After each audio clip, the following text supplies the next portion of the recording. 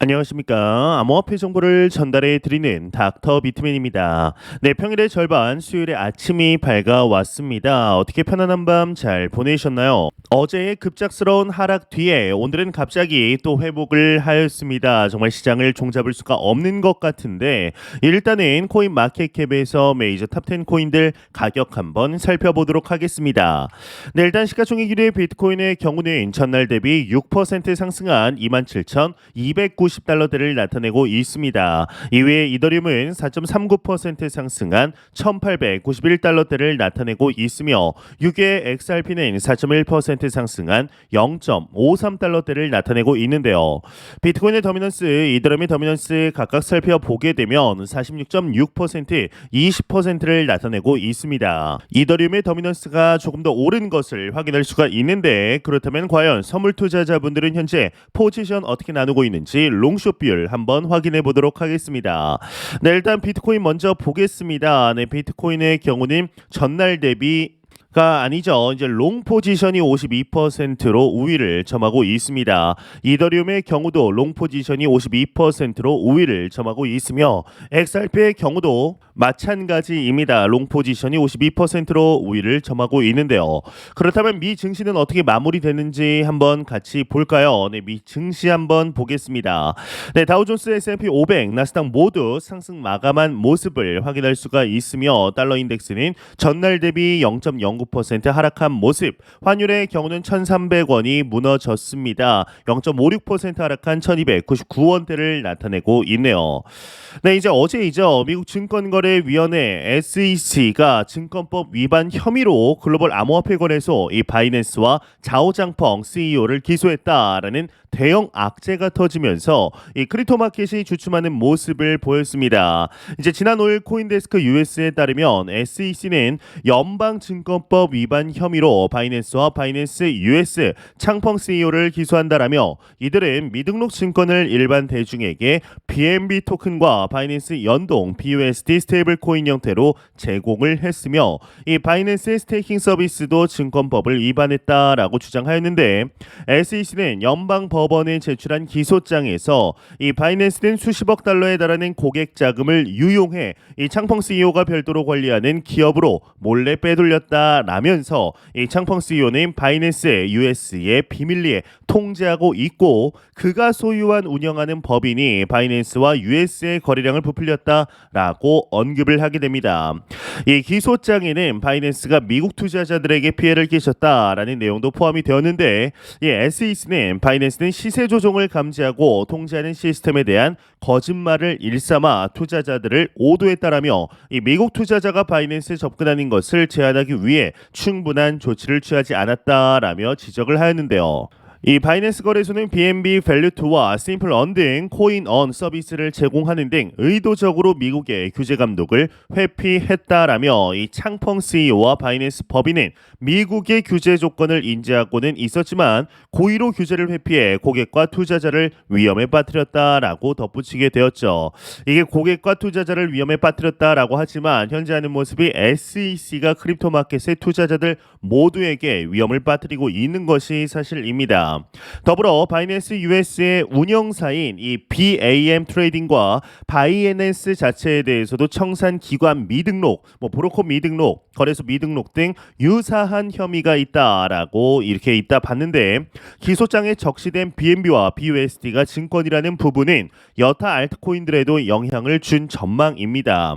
이 SEC는 바이낸스가 BNB, BUSD, 솔라나, 에이다 매틱, 파일코인, 아톰, 샌드박스, 마나, 알고랜드, 엑시스, 코티와 같은 증권에 대해서 거래 서비스를 제공했다라고도 짚었는데요. 아예 이제 증권이라고 이야기를 한 것이죠. 이를 두고 코리 크립스텐 스완 비트코인 최고 경영자는 이번 소송은 비트코인만 증권이 아니라라는 게리 겐슬러 SEC 위원장의 입장을 재확인할 수 있는 기회라며 이더리움 재단과 컨센시스가 마케팅하고 판매하는 토큰인 이더리움을 증권으로 지정하지 않았다라는 점은 눈여겨볼 만하다. 있었다라고 짚었게 되는데요.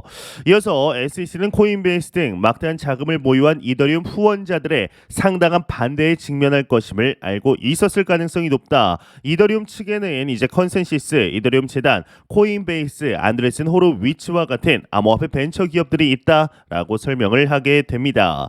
이 바이낸스는 SEC의 기소에 대해서 이제 적극적으로 방어를 하겠다라는 입장인데, 이날 바이낸스는 공식 블로그를 통해 SEC의 조치에 상당히 실망했다. 우리는 SEC의 조사에 적극적으로 협조해 왔고 규제 기관과 다양한 논의를 진행하였다라고 언급을 하였습니다. 그런데도 SEC가 일방적으로 소송을 제기했다, 이렇게 항변을 하게 되죠. 이제 SEC의 조치는 규제 기관이 암호화폐 업계에 명확하고 필요한 규정을 제공하지 않은 또 다른 예일 뿐이라며, SEC는 집행과 소송을 무기로 삼아 복잡하고 역동적인 기술을 규제하려 한다라고 강조하였는데요. 또 특정 토큰과 서비스를 증권이라고 일방적으로 표시하는 행위는 문제를 악화시킬 뿐이라며, SEC는 관할권을 지키기 위한 조치를 취했으며 SEC는 우선순위는 투자자가 절대 아니다라고 덧붙이게 됩니다. 이는 우리가 여태까지 리플과 SEC의 소송을 보았을 때 충분히 SEC의 목적을 볼 수가 있었죠. 창펑 CEO는 트위터를 통해서 소비자들을 안심시키기 위해 나섰다라고 하는데, 바이낸스 내 사용자 자산이 위험에 처했다라는 주장은 잘못됐다며, 우리의 모든 플랫폼에서 사용자 자산은 안전하다라고 이야기를 하고 있습니다. 바이낸스 팀은 입출금을 포함한 모든 시스템이 문제가 없다라고 언급을 하는데, 이에 갤럭시 디지털의 CEO 마이크 노보그라치의 경우는 암호화폐와 관련하여 복날이 시작이 되었다라고 이야기를 했다고 하는데요. 자세한 내용 함께 보겠습니다. 네, 노보그라치 비트코인 횡보 암호화폐 복날 일찍 시작되었다 헤드라인이 장식이 되었습니다. 네, 비트코인이 올해 들어 처음으로 월간 손실을 기록한 가운데 이제 5월 말에 5월 달인 월간 손실을 기록했죠. 이 비트코인 억만장자인 마이크 노보그라치 갤럭시 디지털 홀딩스의 최고 경영자는 업계의 여름철 복날이 일찍 시작됐다라고 언급을 하였습니다. 이 노보그라치 CEO는 2일 CNBC와의 인터뷰에서 현재 암호화폐는 침체되어 있다며, 소매금융 부문에서 지속적인 매도가 이어지고 있으며 이는 모든 플랫폼에서 목격되고 있다라고 언급을 하였는데요. 이제 특히나 중국 소셜미디어 대기업인 위챗이 결제 플랫폼의 중국 중앙은행의 디지털 화폐 이 CBDC를 포함한 디지털 위안화 월렛을 출시하기로 한 결정을 언급하기도 했습니다. 이는 탈중앙화가 핵심인 암호화폐의 대척점으로서 중앙 집권형 디지털 법정화폐 입지가 강화된다라는 의미라고 하는데, 이 노보그라치는 현재는 제도적인 호재가 많지 않다라면서 암호화폐 업계에서 혹독한 여름철 복날이 일찍 시작됐지만 이게 현실이라고 말을 했다고 합니다. 네, 그러면서 매체는 암호화폐와 같은 위험 자산은 일반적으로 긴축 통화 정책에 민감하게 반응하며 주요 중앙은행들이 매파적 기조로 이어갈 것으로 예상된다. 이는 암호화폐는 불리한 상황이 이어지는 셈이다라는 언급을 하였습니다. 네, 현재 크립토 마켓에 대하여 다소 부정적인 분석들이 자주 나오고 있습니다. 시장이 하락할 때는 긍정적인 소식들 연이어 나오지만, 이 하락할 때는 참 신기하게도 부정적인 언급들이 지속적으로 나오죠. 이제 그럼에도 온체인 데이터적인 측면에서 긍정적인 분석 또한 나왔습니다. 현재 채굴 난이도가 사상 최고 수준이라고 하는데, 자세한 내용 함께 보겠습니다. 네, 헤드라인을 보게 되면 비트코인 채굴 난이도 사상 최고 수준이다. 컴퓨팅 파워도 최대다. 헤드라인이 멋지게 장식이 되어 있습니다. 네, 비트코인 채굴자들이 그 어느 때보다 높은 수준의 컴퓨팅 파워를 투입하고 있는 것으로 나타났다고 합니다. 이 블룸버그는 현지 시간 1일 비트코인을 얻기 위해 필요한 컴퓨팅 파워, 컴퓨터의 파워 기준인 이 채굴 난이도가 지난달 31일 기준으로 사상 최고점에 도달했다. 이 비트코인닷컴을 인용해 보도를 했다라고 하는데요. 이 블룸버그는 비트코인의 현재 가치가 이제 2021년 하반기에 강세장 당시에 절반에도 미치지 못하지만, 올해 들어서 디지털 자산의 꾸준한 반등 속에 이 채굴자들이 작업을 재개하거나 확장하기 시작했다. 라고 설명을 했습니다. 또 전기 요금 등 에너지 비용 하락과 효율적인 채굴기 등장으로 컴퓨팅 파워 상승에 기여하고 있다라고 하는데, 매체는 다만 채굴에 드는 컴퓨팅 파워가 커질수록 각 채굴자가 받게 되는 베네핏이죠. 이 비트코인 보상의 규모는 제한이 될 것이다라고 언급을 하였습니다. 채굴 컨설팅 업체 블록스 브릿지 소속 마이너 맥의 울피자오 연구원은 비트코인 채굴자들은 여름이 오기 전보다 저렴한 전기를 즐기고 있다라며 새롭고 효율 좋은 채굴 머신을 통해 같은 양의 에너지로 많은 컴퓨팅 파워를 만들어낼 수 있다라고 설명을 했습니다. 이 마이너 맥에 따르면 올해 1분기 주요 퍼블릭 채굴 업체들의 순이익은 개선된 것으로 나타났는데, 미국 내 비트코인 채굴자들의 경우는 올해 1분기 불어닥친 한파로 텍사스 등 가상자산 친화 지역의 전기요금이 급등하고 비트코인 가격도 하락세를 면치 못하면서 어려움을 겪은 바 있다라고 하네요. 네, 과연 현재 우리가 맞이하고 있는 이번 6월이 크립토 마켓이 어떻게 움직일 것인지 기대가 안 될 수가 없는 것 같은데요. 네, 이러한 소식과 더불어서 이제 매일같이 나오는 리플 XRP 관련 소식 오늘도 또한 나왔습니다.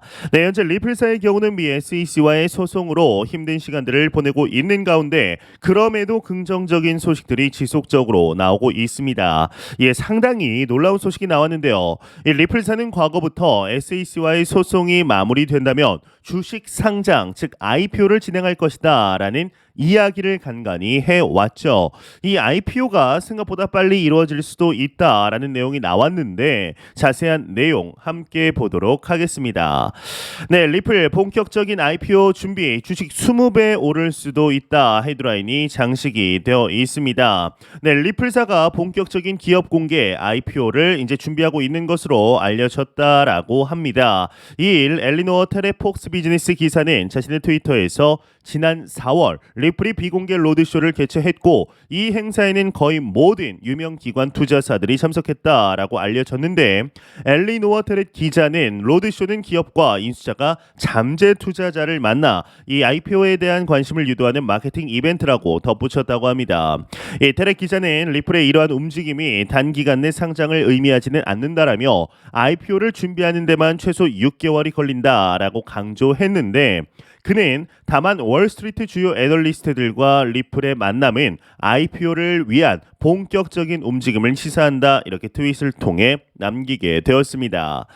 전 월스트리트 머니 매니저이자 유명 팟캐스트 비 웰시 앤 스마트의 호스트인 린다 존스는 암호화폐 매체 디지털 퍼스펙티브와의 인터뷰에서 리플은 예상보다 빨리 IPO를 할 수 있다라고 분석을 했는데, 존스는 현금이 필요 없는 기업만이 IPO 시장이 침체된 상황에서 기업 공개를 할 수 있다라며 리플은 10억 달러 약 1조 3,200억 원의 현금을 보유하고 있다라고 밝히게 됩니다. 린다는 리플 소송이 끝나면 IPO에 대한 강력한 수요가 생길 것이라며, 그는 리플 XRP 가격이 전고점이 3.59 달러를 회복하면 리플이 보유한 XRP 420억 개는 1,500억 달러, 하나 약 198조 원이 된다. 리플의 주가도 이에 맞게 대폭 상승해야 한다라고 설명을 하고 있습니다.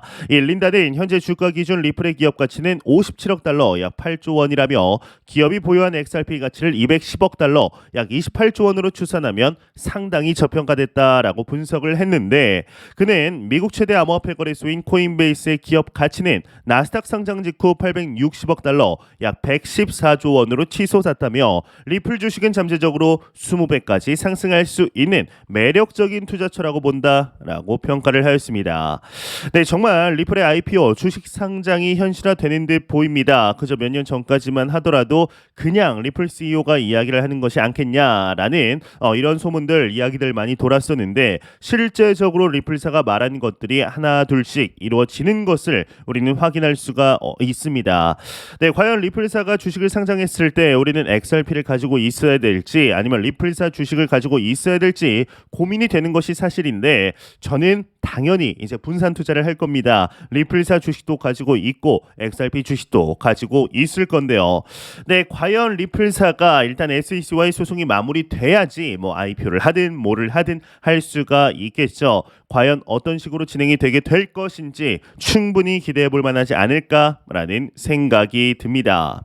네, 안 보고 가면 섭섭하겠죠. 마지막 크립토 공포 탐욕 지수입니다. 이제 전날 대비 10 1포인트가 아니죠. 9포인트 상승한 53포인트를 기록하면서 공포 단계에서 다시금 중립 단계로 올라왔습니다. 이 지수는 0이면 공포, 100이면 낙관을 의미하게 되죠.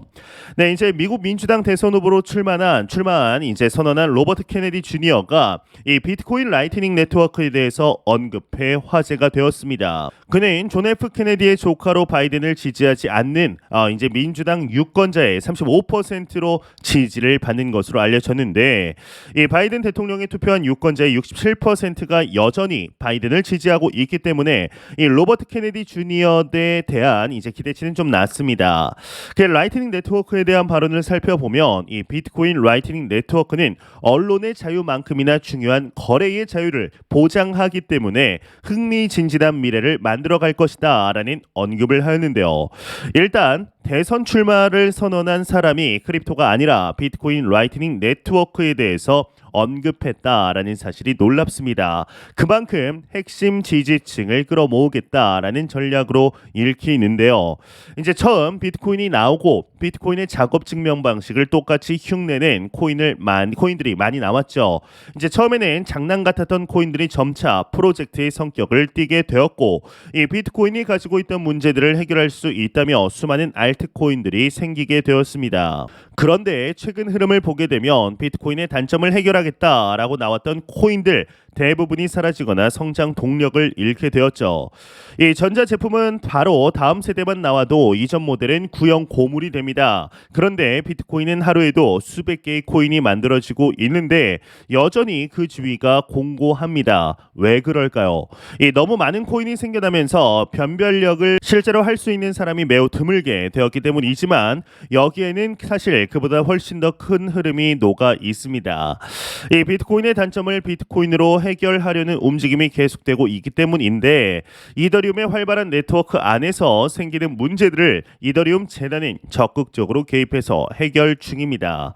그 과정에서 예기치 못한 이제 갈등과 문제가 생기기도 하지만, 어찌되었든 비탈릭 부테린이라는 천재가 이더리움 네트워크의 업그레이드를 주도했고, 이 스마트 컨트랙트 생태계 내에서의 문제를 해결하겠다는 수많은 레이어 2, 레이어 3 솔루션이 탄생을 했죠. 반면 비트코인은 재단이 사실상 큰 의미가 없습니다. 이제 완벽하게 탈중앙화되어 있다 보니 누가 주도해서 바꿔보자라고 하지도 않습니다. 2017년 비트코인의 문제를 해결하겠다라며 비트코인을 비롯한 많은 코인들이 하드포크됐습니다. 하지만 다들 힘을 쓰지 못하고 있죠. 이제 결국 이 비트코인은 알트코인이나 특정 리더가 아닌 비트코인 레이어 2 솔루션을 통해 해결해야 한다라는 공감대가 자연스럽게 만들어지게 된 것입니다. 이제 지난 5월 BRC20 토큰들이 우후죽순 나오면서 비트코인 네트워크에 막대한 트래픽이 발생을 했습니다.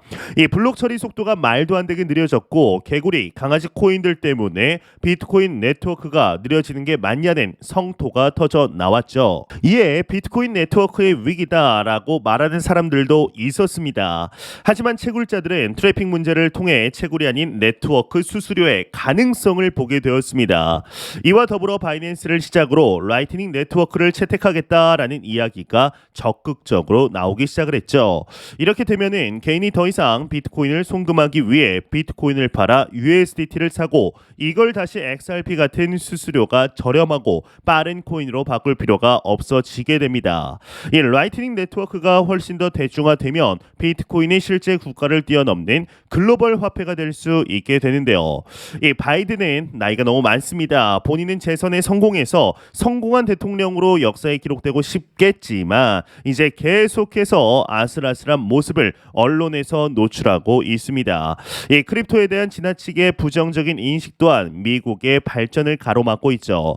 현재 두바이, 홍콩 같은 국가들이 빠르게 크립토의 거점이 되기 위해 움직이고 있는데 반해 미국은 문을 막는 데만 몰두하고 있습니다. 미국이 부채 한도 협상에 성공했다라는 말은 더 많은 달러를 찍어내야 한다라는 말이 되죠. 그리고 지금까지 미국은 원유 구입을 달러로 할 수 있게 함으로써 글로벌 달러 영향력을 굳건히 해왔습니다. 크립토가 달러 패권에 정말 도전이 될까요? 전혀 그렇지 않겠죠. 해외 거래소에서 모두가 USDT를 통해 코인을 구입합니다. 이 USDT는 달러화 패깅이 되어 있으며 실제 달러 또는 미국 국채 등을 담보로 하고 있습니다. 그런 점에서 달러의 지위를 굳건히 하는 데는 크립토가 오히려 도움이 된다라고 할 수 있겠습니다. 만약 글로벌 거래소들이 코인을 사는데 위안화를 이용한다면 이 미국의 걱정을 이해할 수 있지만 현실은 전혀 그렇지 않죠. 이 비트코인이 나아가야 할 길은 달러를 없애는 게 아닙니다. 이 달러는 달러로서 글로벌 영향력을 계속 가지고 가는 것이 오히려 글로벌 경제 안정에 도움이 됩니다.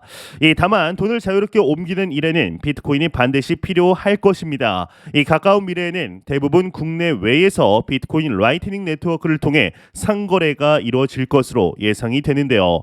그리고 비트코인 생태계가 확장되는 것이 결국 달러의 지위를 담보해주는 일종의 공생관계가 될 가능성이 상당히 커졌다라는 생각이 듭니다. 그리 머지않은 시간 안에 아마존이나 이베이, 쿠팡, 티몬 등에서 비트코인 라이트닝 네트워크를 채택하게 되면 우리가 이제 다른 중개 업체, 은행들을 통해서 송금하지 않아도 비싼 수수료를 내지 않아도 순식간에 왔다 갔다 하면서 마치 아마존이나 이베이 같은 해외 이런 웹사이트에서 쿠팡이나 티몬 같은 그런 환경을 겪게 되지 않을까라는 생각이 듭니다. 우리는 정말 금융의 변혁 가운데 있습니다. 매 영상 말씀드리지만 절대로 단기적인 시각으로 이 시장 바라보지 마시고 장기적인 시각으로 또한 오랜 시간 동안 함께 할 수 있는 여유 자금을 통하여 투자를 진행하시길 진심으로 바래 보도록 하겠습니다.